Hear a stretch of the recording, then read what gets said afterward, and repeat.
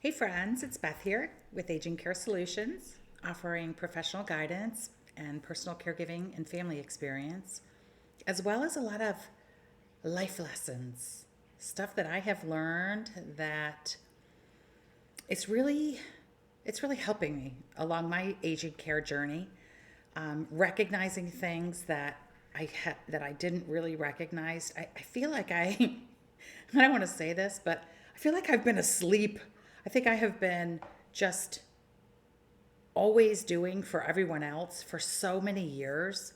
So many years. I mean, I think some of you know, if you've listened to my other videos, that I was a caregiver from the time I was 9 years old when I started babysitting for a family. At that time, they had two kids, then they had three, then they had four, and I was a big part of their lives. And that sort of continued my whole life. I babysat until I was like in my 20s and 30s for people if they needed it because I love children and I loved being around them. And of course, I dragged my feet and got married very late, had children very late. But I enjoyed every minute of it. I enjoyed, and I still love babies. I don't know if I'd have the patience that I once have. But one of the things I recognized, this is recently, and I was talking to my sister in law about it. I was visiting her in March, and one of the things that I said to her, I said, "This is so weird, but I've kind of had this, like, I said, like a few weeks ago, I was like, why do I feel so light? Why do I feel?" And I said, "Oh my God, I think I'm happy. I haven't been happy for so many decades that I didn't even realize it. If you've watched any of my content, you know that from a very young age, have dealt with a lot of different things. And then even into my 20s, I lost my brother. And then, like 6 years later, my dad died. And it was just kind of this, trying to get back on the wheel, trying to get back up on my feet. And I was always lighthearted. I've always used humor as my escape, right? And, but recognizing now that happiness is something that is very elusive as we age, and it's for a variety of reasons. I think our emotions, our physical health, our social status, and our social circles, all of it changes. But it's universal. I think, in a lot of countries, except the blue zones, and if you're not familiar with the blue zones, I would totally look that up and start implementing some of those things into your life because it does. You could see how these people are living to be like 110 years old because of the types of foods they're eating, the social circles that they engage in, the fact that they still keep themselves physically fit, active, and mentally active. And I really feel there's something to all of this. But many older adults, we do find peace later in life and find joy. But happiness does feel out of reach many times throughout our life. Certainly, there's times of pure joy. I know, a lot of us think about when we first fall in love, or when we get married, or when we have our children, the joy that comes with all of it. But, sprinkled in between there's a lot of loss and grief, right? Things that can can't fill, like a deep emotional wound that we might have or a void that we might have. And that is when you lose someone, like a spouse or a parent, friendship groups that change over the years, even losing siblings. I've gone through all of that. I went through it at such a young age. I consider my 20s young. But then even into my 40s, just different people. I lost one of my best friends when I was in my early 50s, and then of course my mother 5 years ago, and different types of things like huge life changes. Professionally, leaving work can be a stressful, or what I consider a time of grief. When things change, like right now I'm going through what will soon be an empty nest phase. I'm also relocating, so there's other big life changes that are occurring, and I have had this sense of loss, but at the same time, my mind is switching to how many great things am I going to be able to do when I do relocate? What is that going to look like? Who will my friend groups be? Will I find the same type of friendships at church or at a yoga studio that I do have now? The other thing that we face as we get older, excuse me one second, is obviously health challenges, right? People who have chronic pain, illnesses, maybe they're living with a chronic illness, reduced mobility. This can all really be very soul sucking, a lot of it.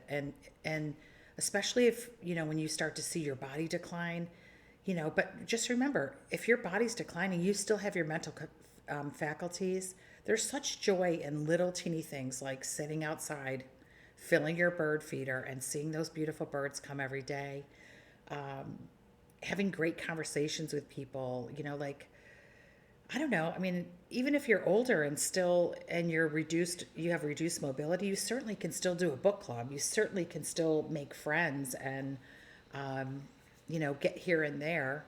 And I almost believe that a lot of our mood and our energy and our outlook, our mind body connection can really impact how we feel.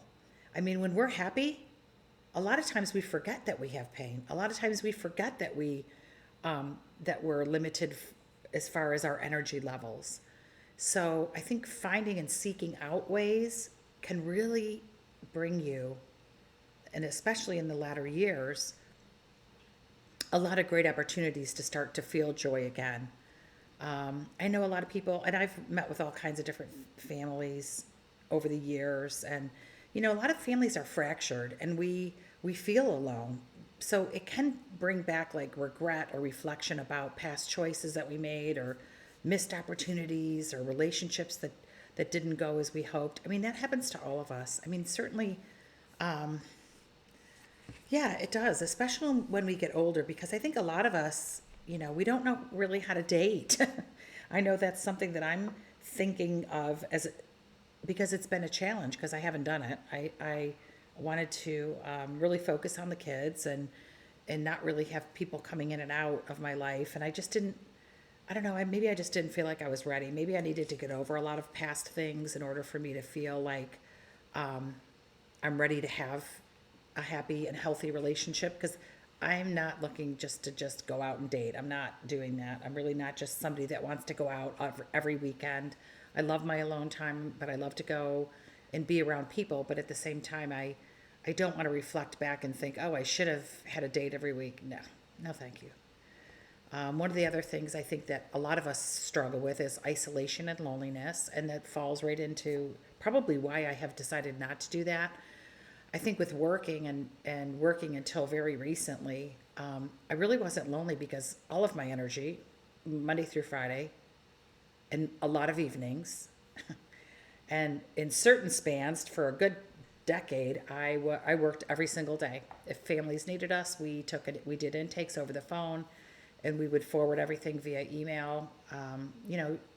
This industry, healthcare, senior healthcare, is a 24-hour, 7-day-a-week business. But there is loneliness when your social circle, and a lot of times our social circle are our friends from work. They were for me, or they were the people that I served at various communities, and were my referral sources. That's lost when you retire. So you do become more isolated, and it can be harder to form new relationships. But if you check back at one of the other videos that I did about making friends, there's a lot of different ways to do it. There really are. And I think searching in your area for a senior center, or even considering if you are in your own home, everybody wants to stay home as long as they can. And I know that, and I get that feeling, and I get it.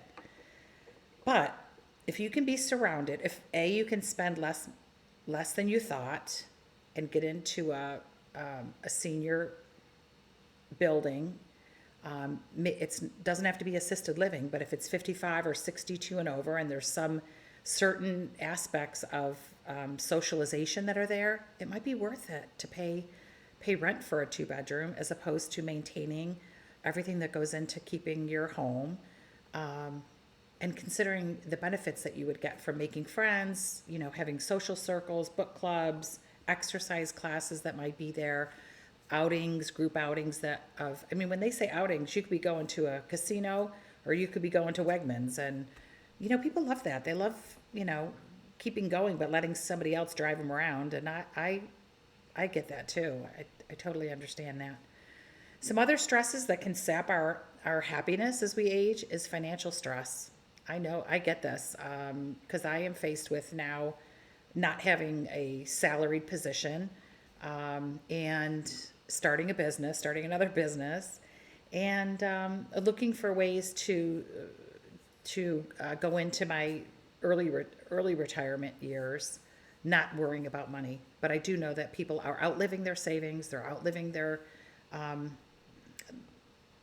they're outliving their expenses. They're outliving, when you think about being retired longer than you worked, then yes, money can be a real worry. But there's always a solution. There's always a solution. A lot of people are not aware, but there are these income-based communities, and they're lovely communities. I mean, they're apartments. Some of them are in not so great areas. Others are in lovely areas. And they look at, getting on a wait list for an income-based housing based on what you take in every month. I think it's 60% of what you bring in is used towards housing. You have to get it, but still, I don't know. I think it's that. It might be less than that. So, but consider looking into that. And our roles change and our goals change as we age. But finding passion in daily living and not feeling like, I don't have a purpose. I used to work every day, or I used to do this every day. Well, create your own purpose. If you run a coffee group in the morning, then meet for coffee in the lobby and talk about what you want to do that day. Maybe you guys can start a walking group, or a monthly book club, or an exercise group. There's a lot of things that you can do, right? And take care of your mental health, because I really feel like depression and anxiety can be something that becomes like a new normal, and we don't need that. I mean, you want to do everything you can to spark something new in you. And the new you as you age could be like building and re-engaging with community, whether it's a faith group or club or volunteering, focusing on small daily things like sitting out in nature or taking a walk or listening to music. Everybody loves music. Listen to it and see how it changes your mood, see how it uplifts you. Address any physical changes that you have that are impacting you, and believe in your mind that if once you start thinking better, that your mind and your body are going to follow, because it does. Many times our thought process and our state of mind creates our reality. So I really want you to start thinking, I am a likable person. I'm somebody who makes friends easily. I'm willing to try new things, and look for a senior center near you. Put up something on the bulletin board in your community and tell them that you want to start a garden club or whatever it is that you want to do. But look for small joys to bring you happiness, and know that it's right within your grasp. I look forward to seeing you at the next video. Don't forget to like and subscribe. Take care.